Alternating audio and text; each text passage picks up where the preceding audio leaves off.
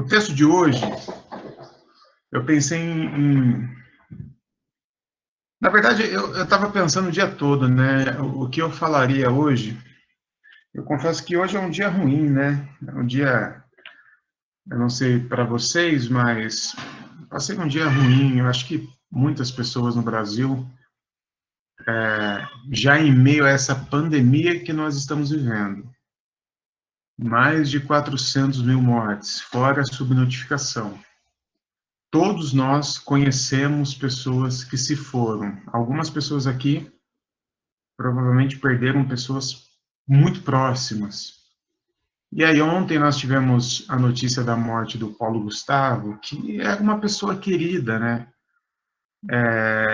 Eu confesso que eu senti muito, assim, acho que já vem um acúmulo de essa exaustão da pandemia, e eu deitei muito cedo ontem, por várias questões também, eu estava cansado, acho que 9 horas eu estava deitado lá na cama, tentando descansar.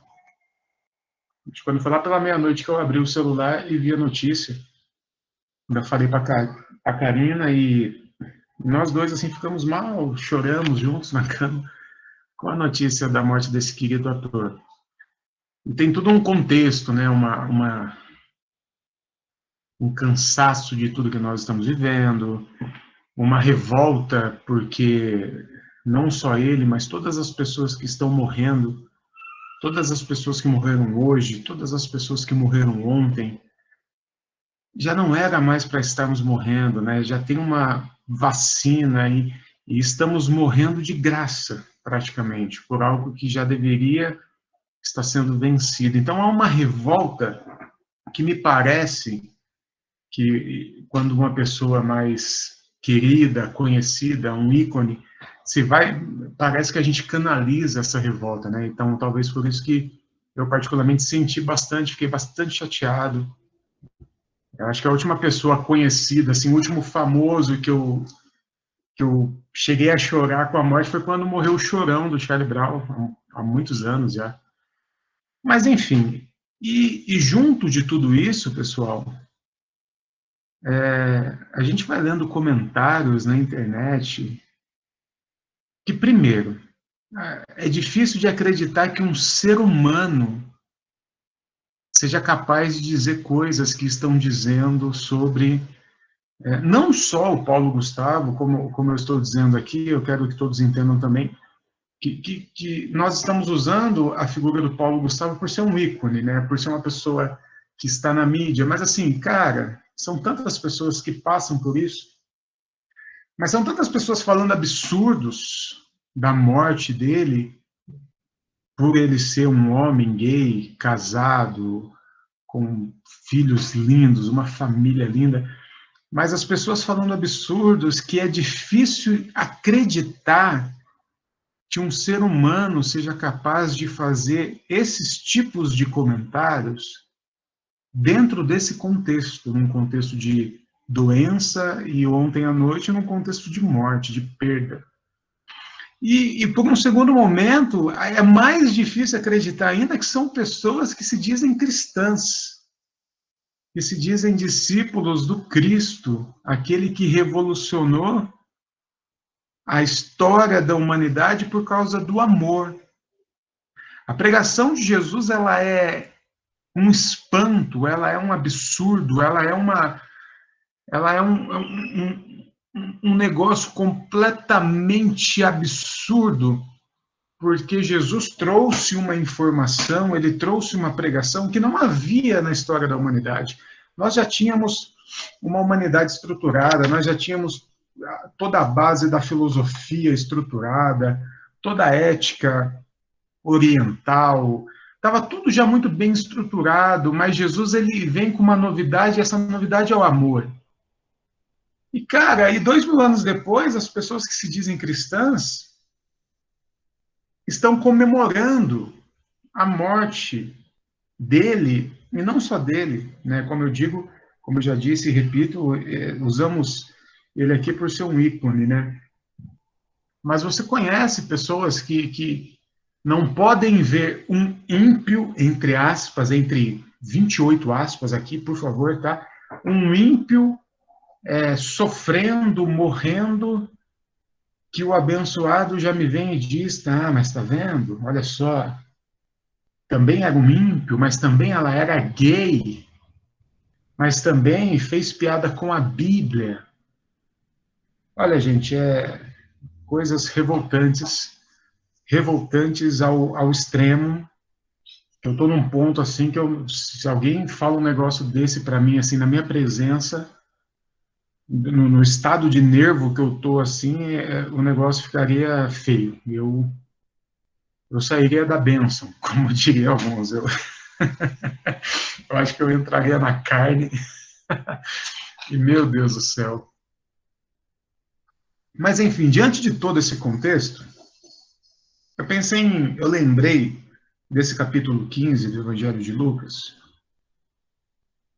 que Jesus traz 3 parábolas na sequência. E aqui eu já chamo a atenção para você, já chamo a sua atenção, de que nós não temos o costume, eu sei que você também não tem muito costume, de ler o texto como um todo, quando estamos falando de Bíblia, né? A gente gosta de ler versículo, no máximo, parábolas, né? A gente usa ali os subtítulos que estão na Bíblia e a gente lê ali, a gente nunca para pensar que todos esses textos fazem parte apenas de um texto, de uma obra literária, né? O Lucas não escreveu versículos, ele não escreveu parábolas, ele escreveu um livro. Depois alguém dividiu isso para tentar nos ajudar, por uma questão só de encontrar o que a gente precisa, mas acabou que eu acho que acabou atrapalhando, porque hoje, normalmente, uma pessoa que lê a Bíblia não consegue enxergar a obra literária como um todo. Então, eu queria chamar a sua atenção, pelo menos, para o capítulo 15 completo. E o capítulo 15 são 3 parábolas na sequência que Jesus conta, e são 3 parábolas parecidas, que falam basicamente de uma mesma coisa. Se nós não tomarmos um cuidado, parece que Jesus está apenas se repetindo, mas cada parábola dessa tem uma peculiaridade ali, tem umas particularidades que eu acho que faz muito sentido nesse contexto em que nós estamos, onde pessoas estão comemorando a morte do ímpio. O meu post mesmo hoje, que eu fiz sobre o Paulo, um desgraçado lá, e me perdoe a raiva, mas para mim um ser humano desse alguém disse lá, fez uma ironia, porque, segundo ele, o Paulo Gustavo é um ímpio. Então, as pessoas fazem essa separação dos evangélicos e de todos os não evangélicos, né? Para essas pessoas, das 7 bilhões de pessoas que estão no mundo hoje, considerando que o Brasil tem 200 milhões e apenas menos de 30% são evangélicos, e desses 30% também, a maioria são de correntes teológicas e de igrejas que eu não concordo. Então, assim, ali a gente tem ali 30 mil pessoas salvas e as outras quase 7 bilhões são ímpios para essas pessoas. E aí eu me deparo com um texto desse, onde Jesus conta essas 3 parábolas. A primeira parábola é da ovelha perdida. A segunda parábola, da moeda ou da dracma perdida. E a terceira parábola, sem dúvida, a mais conhecida das 3, e provavelmente a mais conhecida dos evangelhos, que é a parábola do filho perdido, ou do filho pródigo. Vamos dar uma relembrada nessas parábolas? E eu faço uma leitura rápida, corrida aqui, tá? A primeira, a partir do versículo 1, é assim: todos os publicanos, e aqui, gente, esse versículo 1 explica o motivo. Alguém só está com o microfone ligado e está dando uns estalos. Por favor, dá uma olhadinha. O Lucas explica um motivo que fez com que Jesus contasse essas parábolas. Essa é a primazia da interpretação de um texto. Quem escreveu, para quem escreveu e por que escreveu. E o Lucas diz no capítulo 1 que todos os publicanos e pecadores estavam se reunindo para ouvi-lo, Jesus. Mas os fariseus e os mestres das leis, ou da lei, o criticavam. Este homem recebe pecadores e come com eles. Olha o Brasilzão velho aí, olha os evangélicos. Os publicanos e os pecadores, publicanos eram os traidores mais odiados da nação de Israel, ok? Eu sempre faço uma comparação para a gente entender. Imagina a Alemanha nazista na época da invasão da França, e houveram os franceses que lutaram ao lado dos alemães. Esses franceses que eram completamente odiados pelos outros franceses. Esses caras eram tipo os publicanos. Então Jesus, ele andava com os publicanos, com os pecadores, com as prostitutas, com todo tipo de pessoa, daquele tipo de pessoa que os fariseus e os mestres da lei, os sacerdotes, os moralistas, os cidadãos de bem, sabe? Esse tipo de pessoa criticava Jesus o tempo todo. E aqui, mais uma vez, Jesus recebendo os publicanos e pecadores, e vale lembrar que quem faz essa categoria, quem categoriza as pessoas como publicano, pecador, fariseu, não é Jesus, e sim a sociedade. E aí os caras começam a criticar Jesus por receber na mesa, o lugar mais sagrado para o judeu, esse tipo de pessoa. E aí, no versículo 3, então Jesus contou esta parábola. E vem as 3 parábolas que eu leio para você. Qual de vocês que, possuindo 100 ovelhas e perdendo uma, não deixa as 99 no campo e vai atrás da ovelha perdida até encontrá-la? E quando a encontra, coloca-a. Isso também complica, né? Coloca-a alegremente nos ombros e vai para casa. Ao chegar, reúne seus amigos e vizinhos e diz: alegrem-se comigo, pois encontrei minha ovelha perdida. Eu lhes digo que, da mesma forma, haverá mais alegria no céu por um pecador que se arrepende do que pelos 99 justos que não precisam arrepender-se. E aqui eu já quero chamar a atenção de vocês. Eu não sei se é porque eu gosto muito de ironia e sarcasmo. Eu gosto muito de sarcasmo. Vocês já devem ter percebido. Se não houvesse sarcasmo, ironia e deboche, eu não seria nada. Se um dia a rede social proibiu deboche e ironia, eu saio da rede social. Eu não sei mais o que fazer. Acho que eu não sei nem pregar se não tiver ironia, sarcasmo e deboche elevado num nível alto. Então, eu sou um grande apreciador da ironia. Eu gostaria de fazer um curso de ironia e de sarcasmo. Eu acho lindo. Eu acho uma poesia, praticamente. E talvez por eu gostar tanto, de vez em quando eu me deparo com Jesus sendo altamente sarcástico ou irônico. E aqui, meus irmãos, se você não concorda comigo, eu preciso que você abra o seu microfone e fale assim, não, não pode ser. Porque Jesus está falando para os fariseus, os caras que ele sempre bate, os caras que entram em outro texto, o próprio Jesus disparou uma metralhadora de xingamento para esses caras, chamando eles de raça de víboras, de hipócritas, sepulcro caiados. E para esses caras, olha o que o texto diz.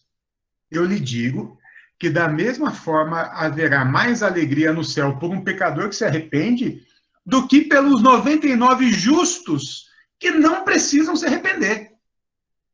Então aqui a gente tem 2 possibilidades. Ou Jesus está falando realmente que os fariseus eram justos e não precisavam se arrepender, ou ele está usando essa linguagem poética que eu admiro tanto, que é a ironia e o sarcasmo.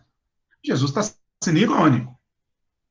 Concorda comigo? Jesus está sendo irônico. Se você não sabia dessa, da sua listinha de absurdos de Jesus que você não conhecia, coloque aí, Jesus é igual irônico e sarcástico quando precisa. E até um pouco debochado. Tá bom. E aqui termina a primeira parábola. E ele já emenda outra parábola na sequência, que é a parábola da moeda perdida, que é uma parábola bem curtinha, e ele continua. Ou, qual é a mulher que, possuindo 10 dracmas e perdendo uma delas, não acende uma candeia, varre a casa e procura atentamente até encontrá-la? E quando a encontra, reúne as amigas e vizinhas e diz: Alegrem-se comigo, pois encontrei minha moeda perdida. Eu lhe digo que, da mesma forma, há alegria na presença dos anjos de Deus por um pecador que se arrepende. E a terceira parábola, que é super conhecida, eu nem vou ler porque ela é um pouco mais comprida, e eu tenho certeza que você conhece, a parábola do filho perdido, né? Um filho que morava com seu pai, tinha tudo o que precisava, ele cansa daquilo tudo, ele queria mesmo que o pai morresse para receber herança, o pai não morria, o pai me dá minha parte, ele vai, gasta tudo, em um ano fica fora de casa, vai para Las Vegas, jogatina, putaria, sexo, drogas e rock and roll, perde tudo e volta todo arrebentado, gastou metade da fortuna do pai, ele volta e o pai simplesmente o abraça e o insere de novo no seio da família e coloca ele novamente no posto onde ele estava antes de ter saído. E ainda tem um evangélico aqui, que é o filho mais velho do pai, com certeza evangélico, fala assim: ah, pai, mas o cara não merece, foi lá, destruiu tudo, voltou. E o pai dá mais ou menos a mesma resposta do final das outras parábolas, né? Que é o versículo 31, diz assim: Disse o pai, meu filho, você está sempre comigo e tudo que tem é seu, mas nós tínhamos que celebrar a volta desse seu irmão e alegrar-nos, porque ele estava morto e voltou à vida, estava perdido e foi achado. Então perceba que as três parábolas são muito parecidas.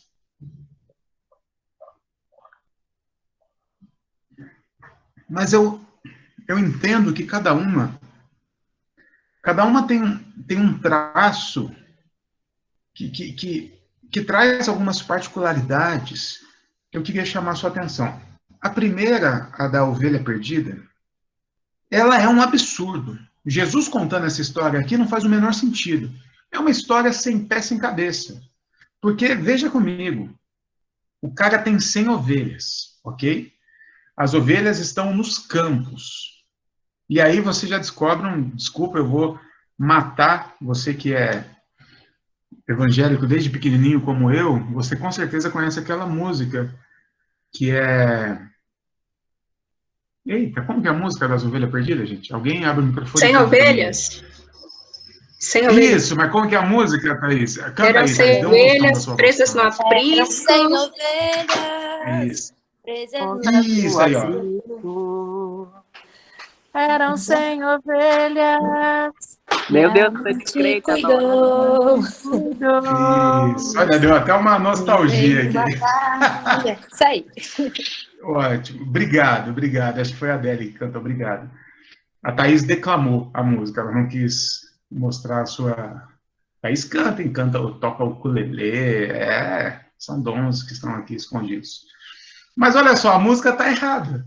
Por mais linda que seja a música, o autor diz: eram 100 ovelhas presas num aprisco. Não, as ovelhas não estavam no aprisco, as ovelhas estavam nos campos. O texto está aqui. As ovelhas estavam nos campos. E por que tinha que ter um pastor? Para cuidar das ovelhas. Porque eu não sei se você sabe, a ovelha é um animal extremamente burro. É burro. A ovelha, se você não tirar ela do pasto, ela come até morrer de comer. Se você não guiar ela, ela cai no precipício. É um animal estúpido. Então, o pastor, e talvez é por isso que Jesus usa essa figura para falar da gente, né?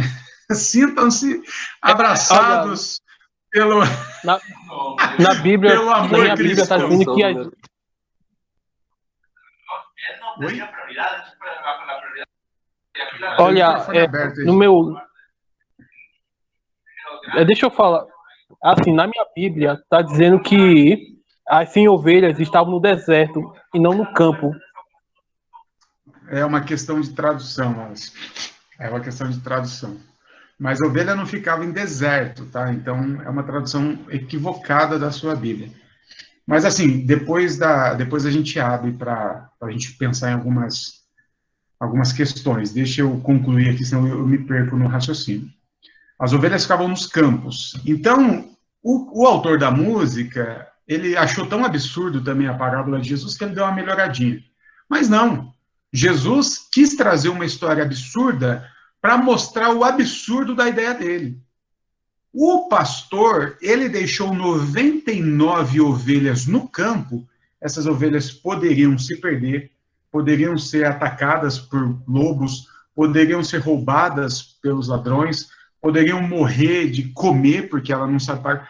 Então, assim, Jesus abriu mão das 99, tipo assim, danem-se vocês todas, que eu vou buscar que se perdeu. Então, assim, é absurdo. Nenhum pastor de ovelhas faria isso. Nenhum pastor de ovelhas em sã consciência faria isso. Ou o cara ia fazer uma matemática rápida dizendo, bom, 99 ou uma. Eu cuido das 99. Ou, no máximo, ele ia pegar todas as 99, ia levar para o aprisco, aí ele ia atrás da uma perdida. Mas Jesus não se equivocou. Jesus conhecia os paranauê das ovelhas. Ele quis trazer uma ideia absurda para chamar atenção para o absurdo da parábola. Jesus está dizendo assim, enquanto tiver uma perdida, as 99 também estão. Jesus está querendo dizer que não existe 99 ovelhas salvas, sãs, se enquanto uma está perdida. Jesus está trazendo a ideia do coletivo para nós. Não tem essa de que, graças a Deus a gente está aqui na igreja, né? Graças a Deus a gente está aqui tranquilo, nós estamos salvos, mas os ímpios, não. Jesus está dizendo justamente isso. Se você está dizendo que o cara é ímpio, se aquele cara é um ímpio, você está tão perdido quanto ele. Porque eu estou te abandonando, estou indo buscar ele. É isso que Jesus está dizendo. Olha que absurdo isso. Olha o absurdo da narrativa do Cristo. E aí a segunda parábola, Jesus também conta uma história que não faz muito sentido. Jesus diz que uma mulher tinha 10 moedas. E não eram 10 denários, porque o denário tinha um valor monetário, era um dia de trabalho. A dracma não tem valor nenhum, é moeda de centavos, tá?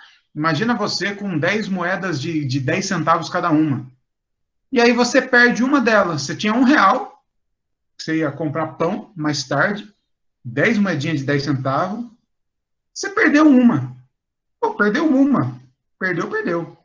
Eu não sei você, mas dependendo da pressa que você está andando na rua, você está naquela pressa, caiu uma moeda de 5 centavos no seu bolso, 10, às vezes você nem volta para pegar. Às vezes você nem volta para pegar. 10 centavos, você vai. Essa mulher não só ficou chateadíssima de ter perdido uma mulher, que ela saiu arrastando o móvel da casa, e não é móvel Marabras não, tá? É móvel de madeira maciça. Saiu arrastando, e quando ela achou a moeda de 10 centavos, ela fez uma festa. Ela chamou as amigas, ela assou um bolo, ela convocou o pessoal da Rinodê, dos vigilantes do peso, da reunião da Tapuer. Ela chamou todo mundo e fez uma festa, porque achou uma moeda de 10 centavos. Ela gastou muito mais que isso para passar um café e fazer um bolinho de fubá para se alegrar com as amigas. Não faz sentido. Não faz sentido. A não ser que essa moeda fizesse parte de uma coleção de 10 moedas, o que era comum na época. Eram tipo colecionadores de moedas, e haviam esses conjuntinhos de 10 moedas, de 10 dracmas, que não tinha valor monetário algum, não tinha valor comercial algum, mas tinha um valor sentimental para aquela pessoa. Então Jesus traz um outro absurdo, dizendo, na mesma perspectiva da primeira parábola, que não faz sentido as 99 salvas se uma estiver perdida. E Jesus está dizendo aqui que esse conjunto de dracmas só faz sentido num todo. Se você tem um conjunto de 10 moedas, se você tira uma, perdeu-se. Você não tem ali mais as 10, já nada mais faz sentido. Acabou, quebrou a coleção. É um álbum de figurinha, faltando uma figurinha. Mas Jesus, você tem todas as figurinhas. Tá, mas eu não achei a última desgraçada figurinha que ia me dar a bola de capotão. Quem nunca aqui tentou completar a porcaria de um álbum que nunca vinha a desgraçada da última figurinha? Ou era só eu? Que ficava com a última desgraça da figurinha do Power Ranger que você não conseguia. Você tinha toda a figurinha, mas a última desgraça você não conseguia. Aí você ia comprando figurinha. Aí você tinha 18 figurinhas daquela, 19 figurinhas da outra, mas a vagabunda da última figurinha você não conseguia. É isso. É a dracma perdida. É a figurinha que você ia completar e ganhar a batedeira. Era essa figurinha. E Jesus está dizendo que sem essa figurinha, sem essa dracma perdida, todo o conjunto se perde. Você não ia ganhar o liquidificador sem essa última moedinha. E a terceira parábola, que é mais extensa, né? Jesus conta uma história mais completa, dizendo também que não importa o que o filho fez, não importa como ele gastou a vida, não importa como ele gastou, inclusive, a herança do pai dele. A partir do momento que ele vem, a partir do momento que ele volta, o pai está de braços abertos. Ponto final. Na verdade, essa parábola deveria mudar o nome dela, porque essa parábola não é sobre um filho perdido, e sim sobre o amor do pai. É a parábola do pai amoroso e não a parábola do filho perdido. Então, Jesus conta essas três parábolas, esses três absurdos, que não faz o menor sentido. Um pastor que coloca 99 ovelhas no perigo para salvar uma. Uma mulher que faz uma tempestade em um copo d'água por causa de uma moeda de 10 centavos. E um pai que sequer deu uma dura no filho, sequer falou, poxa, eu avisei que ia dar merda. Sequer falou assim, então tá bom, pelo menos, mas agora você vai trabalhar até recuperar todo o dinheiro que você gastou. Sequer colocou ele de castigo uns dias. Não, do jeito que o cara chegou, ele só demonstrou amor àquele filho, recolocando ele exatamente onde ele estava. Colocou o anel, colocou o sapato, colocou a roupa, matou um bezerro para comemorar. Então, assim, Jesus ele traz esses absurdos dentro dessa parábola, lembrando mais uma vez o motivo que faz com que Jesus conte essa parábola, que é o versículo 1 e 2, que eu leio novamente.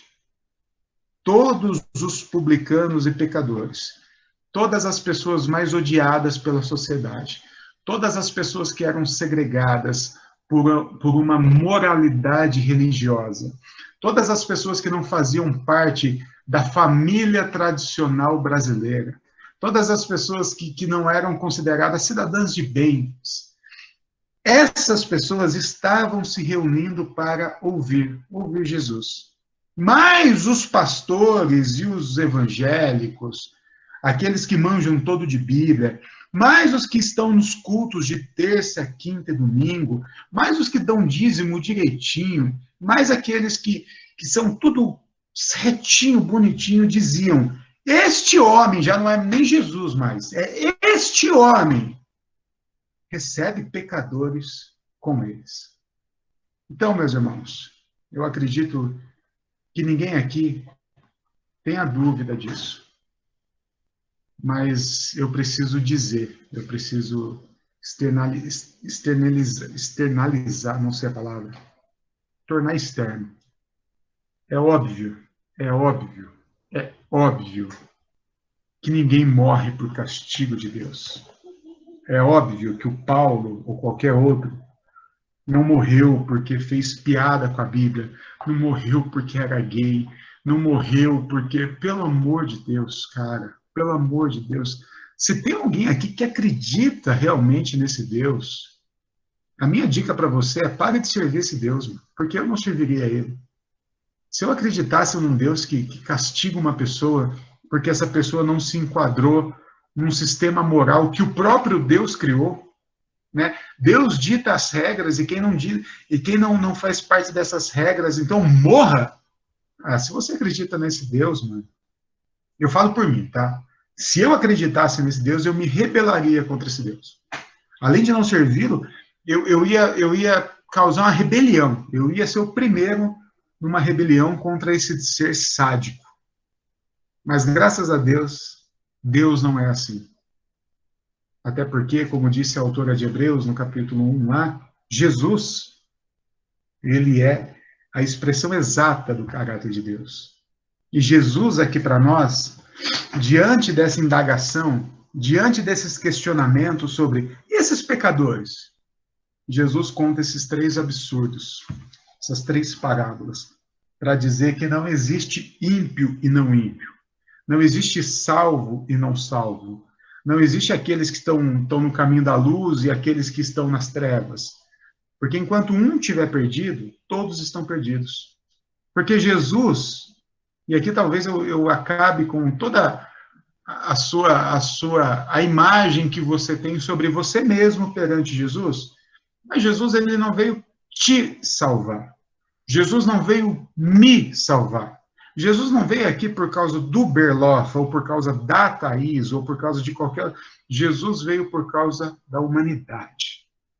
Jesus veio salvar o mundo. Jesus veio salvar a humanidade. Jesus não ama mais você do que ama qualquer outro. Jesus não ama mais o outro do que ama mais você. Jesus ele tem um plano de redenção para a humanidade. Enquanto um estiver perdido, todos os outros estão em perigo. Da mesma forma que você enxerga o outro, pode se colocar nesse pacote também. Porque Jesus deixou muito claro que para ele deixar as 99 no relento, no perigo, e buscar um só, para ele não muda nada. Porque Jesus não faz essa matemática, 99, 1, é melhor um na mão do que 2 voando. Jesus não tem essa matemática. A matemática de Jesus é com todos. Absolutamente todos.